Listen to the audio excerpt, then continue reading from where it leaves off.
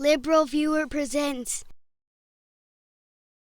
When in the course of human events it becomes necessary for one people to dissolve the political bands which have connected them with another, and to assume among the powers of the earth the separate and equal station to which the laws of nature and of nature's God entitle them, a decent respect to the opinions of mankind requires that they should declare the causes which impel them to the separation. We hold these truths to be self-evident, that all men are created equal, that they are endowed by their Creator with certain unalienable rights, that among these are life, liberty, and the pursuit of happiness, that to secure these rights governments are instituted among men, deriving their just powers from the consent of the governed, that whenever any form of government becomes destructive of these ends, it is the right of the people to alter or to abolish it, and to institute new government, laying its foundation on such principles and organizing its powers in such form as to them shall seem most likely to affect their safety and happiness.